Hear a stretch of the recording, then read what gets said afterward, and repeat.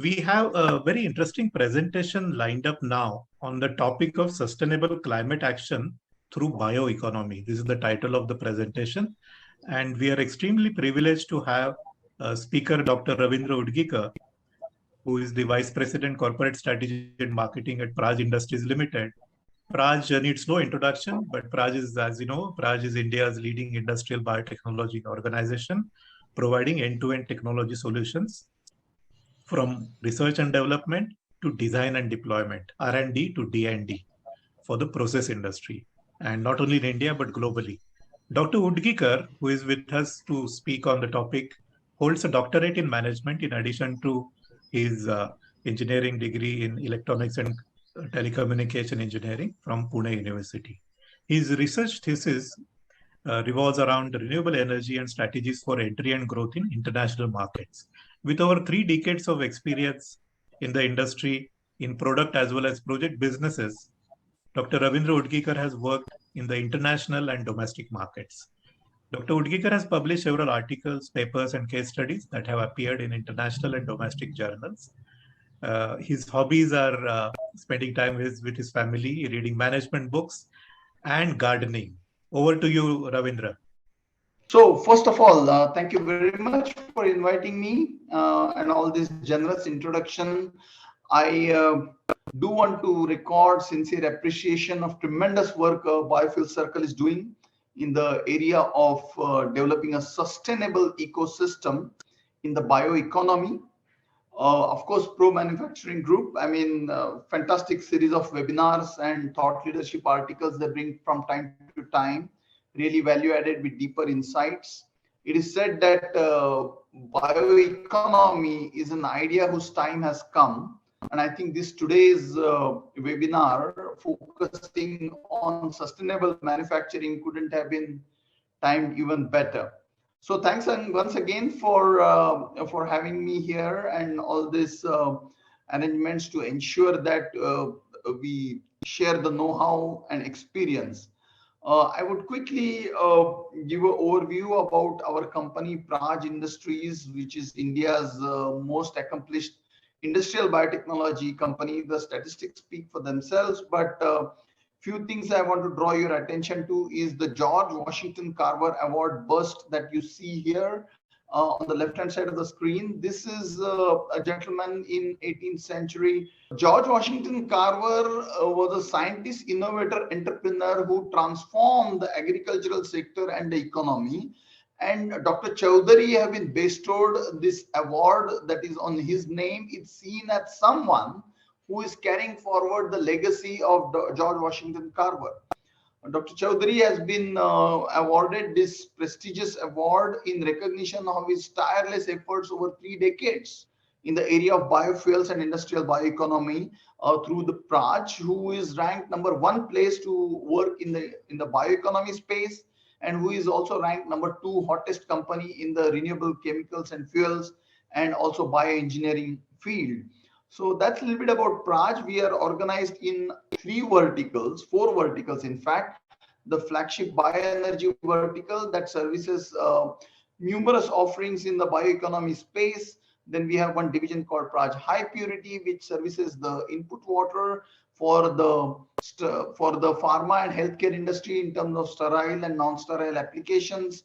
Then we have few engineering businesses, and all that is driven on the backbone of a research and development facility, state-of-the-art facility located outskirts of Pune with over 300 patents. So that's really the company's structure.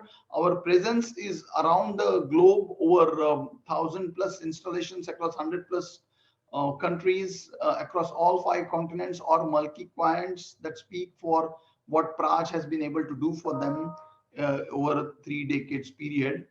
And like Manish mentioned, the whole idea of a company is from design and development to research and development to design and deployment. So across the value chain, we have offerings, including life cycle management. So that was a little bit about our company. But coming to today's topic about sustainable manufacturing, I thought it's good to put in context what we all mean by sustainability. And I think the clearly you can see the definition stated in there, but even the picture speaks thousand words, that economy, environment, and society where they converge, and all are not at the expense of each other, but all are value accretive, so that we don't compromise needs for tomorrow's generation by consuming resources mindlessly today. So that's where when we have sustainability, and we are here talking about a bioeconomy, the term that I have been referring now and then, which is actually depicted in this picture, which is actually a knowledge-based production of, you know, using the biological resources and the processes and all the energy derived from it with a circle. I think Ashwin talked about the circular bioeconomy. We all know that plants absorb carbon dioxide for photosynthesis, and then the goods, services, products, fuels made from plants, when consumed, emit carbon dioxide. So on one hand, you have this carbon absorption, and other hand, you have carbon emission. So you are creating a circular cycle for the carbon, and that's why you are seeing that it's a circular bioeconomy that is happening here.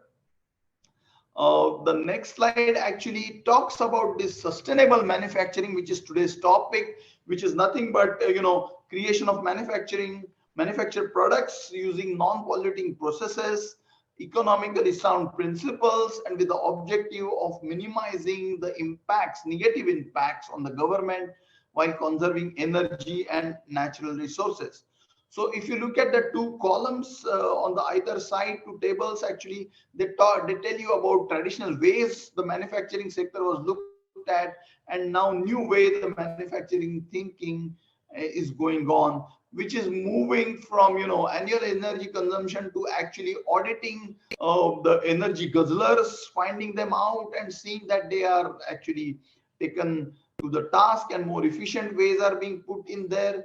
Instead of trying to audit them on a quarterly, yearly basis, you do on a real-time basis, and that's where the advancements in data analytics, information technology, instrumentation is playing a big role in manufacturing sector as well. And therefore, you are, instead of traditionally looking at the problem statement end of the pipeline after the process is done, you are actually going to the root cause level, finding the causes of the waste and developing processes that actually minimize the waste. So this is the way the new sustainable manufacturing is taking shape, in terms of new processes, new products, new feedstocks, new raw materials, and something which is more environment friendly. And that's where the whole concept of bioeconomy kicks in. Ashwin mentioned some pioneering work Biofuel Circle is doing in terms of setting a backward supply chain for sustained supply of feedstock, which is so very critical to the survival of the bio-based plants, or bioenergy plants, biorefineries, renewable chemicals and material plants, which actually are fed by way of some feedstocks, which are either sugary in nature, starchy in nature, or lignocellulosic in nature. And then you put them under the technology processing, which is biochemical, biothermal, or a combination of chemical and biological processes. And then you have what we have, different types of products. What mentioned here are biofuels, and the picture shows you all these products.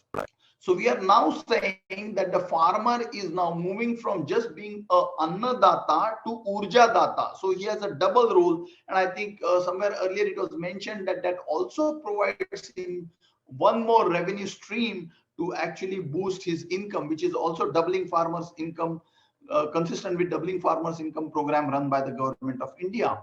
And then going further down the bioeconomy track, there are two pillars on which it stands as far as Praj is concerned.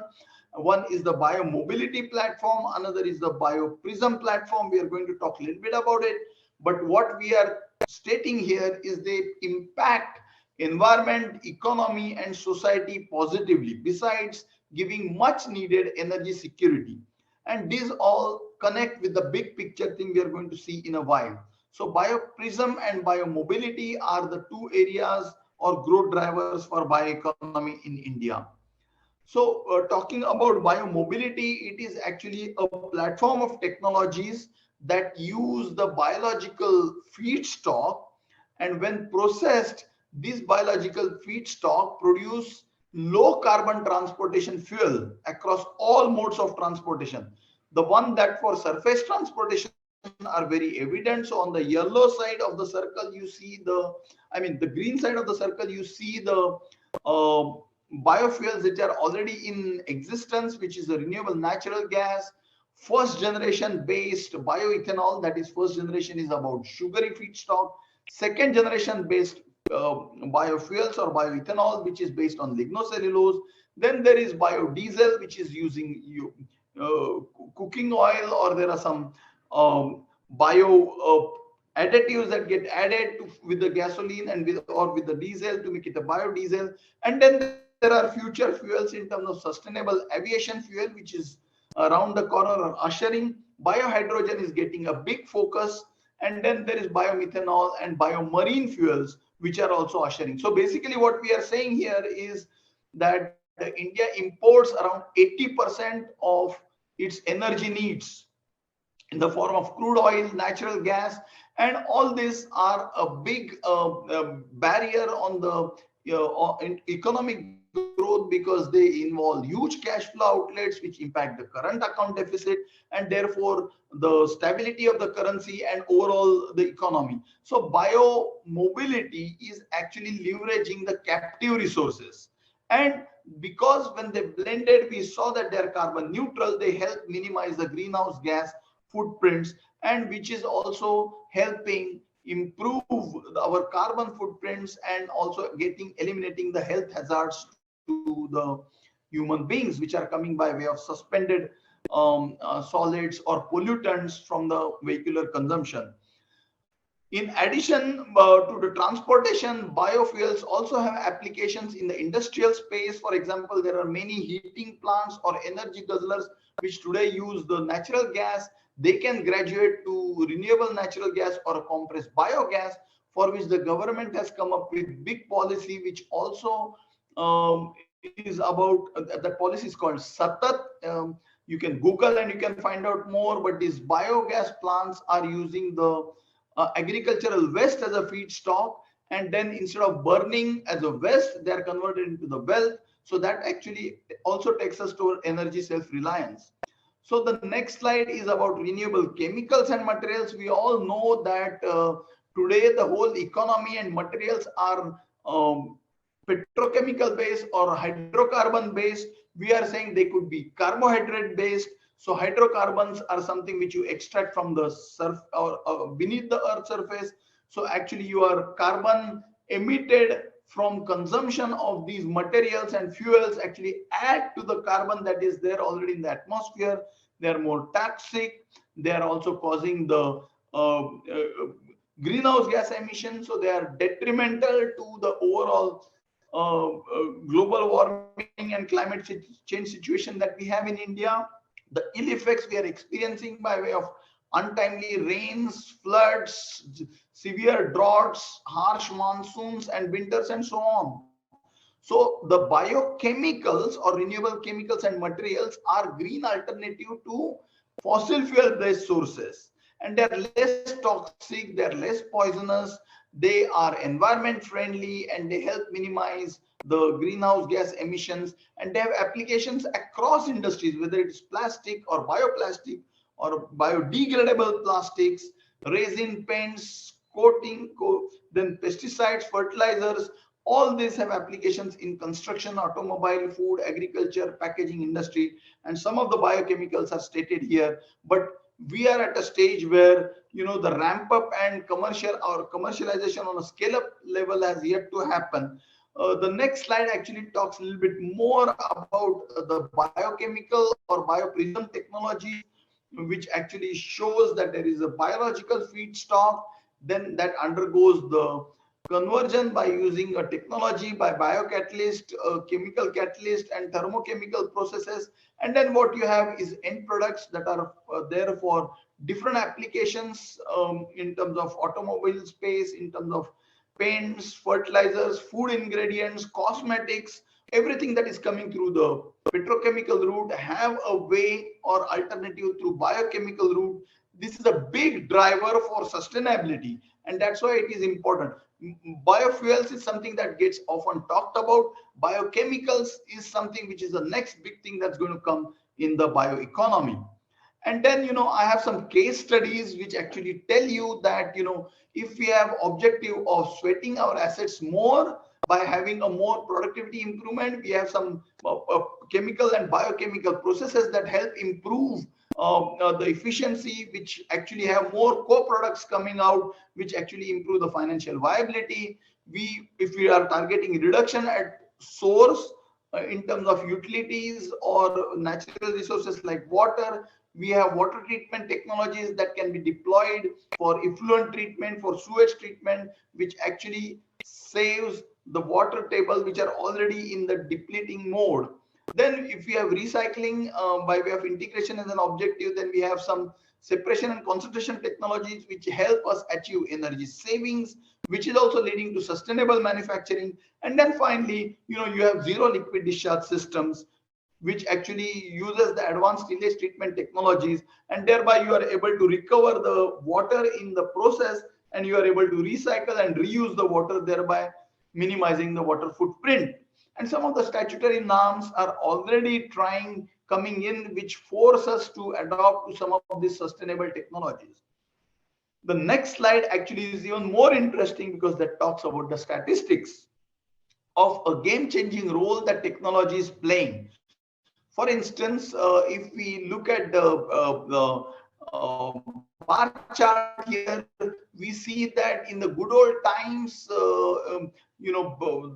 every liter of ethanol produced water consumption used to be of the order of 10 liters. Now, over a period, the technology and the process efficiency and different type of chemicals, biochemicals, yeast, agents, culture, we've been able to bring it down to 1.5 liters per liter. Dicto is the case as far as the thermal energy reduction is concerned. From the earlier times, 4 kg per liter consumption has now been going all the way to 0.5 kg per liter. So I think what we are seeing is technology is helping make things more sustainable. And something even on the water footprint side, where you can see that there is a great amount of thermal energy reduction possible. All this has happened over a period of time with technology as a game changer. And then, we are clearly seeing that the familiarity with the crude oil refineries, where you have the crude oil extracted from the earth is put under distillation column, and then distill at a different point to give you different products. Similarly, you have now bio crude that is undergoing some processing in chemical, biological processing. And what you have on the other side is a variety of products, whether it is bio-based compressed natural gas, ethanol, butanol, biochemicals, sustainable aviation fuels, renewable diesels, bio oil, biofertilizers. All this help improve the financial viability of the project. So we are clearly seeing that the transition from a conventional fossil fuel refinery is happening to bio-based refinery. There are 3 projects that Praj is in advanced stage of constructing for oil marketing companies, which will produce ethanol on a large scale. And finally, this slide talks about the big impact that sustainable manufacturing or sustainable practices can create, whether it is with society in terms of job creation, whether it is creating rural entrepreneurship, because the ethanol is complete combustion, oxygenating fuel, the combustion is complete, and therefore the suspended particles are low. So all the issues about the health hazards because of the vehicular pollution are minimized. We all are familiar with the brown clouding or the stubble burning problem that happens in northern part of India, often where the post-harvesting farmers burn the agricultural residue or remains agri-waste, and then all that smog gets deposited over Delhi, causing a big pollution problem. So all this has health hazards. On the economy side, we spoke about saving the foreign exchange. We also talk about boosting the rural economy, which is actually going what Prime Minister calls as Antyodaya, which is actually helping at the bottom of the pyramid, people who are working in the farming community, and then you are able to leverage your captive resources, so you are able to minimize the demand supply energy gap. And obviously, you are working in a global environment, so as per the Paris Climate Change Summit, there are nationally determined contributions that India need to fulfill, and to fulfill those contributions we need to minimize the greenhouse gas emissions and our carbon footprints, and using biofuels helps us do exactly that. And that is a big driver. In fact, very recently, the sixth report of Intergovernmental Panel for Climate Change was published, and there were severe calls for not enough action in the climate action space. So I think indeed bioeconomy is an idea whose time has come. If there is a do or die situation, survival situation, because the climate issue is threatening, because it is affecting the whole ecology, crop patterns, livelihoods. We read in newspaper about the losses that happen in the farming community, and soon it's going to gulf all of us with a very, very difficult situation. So I guess to adopt to sustainable manufacturing, we need to internalize the bioenergy, which in the form of biofuels, biochemicals, and bioproducts, biofertilizers, all that will help us keep our energy utility footprints below, and which will help us become self-sustaining. That's by and large I had to share with you. I hope you had some value addition through this presentation. I'd be more than happy to answer any questions that you may have. Thank you very much for patient Thank listening. you.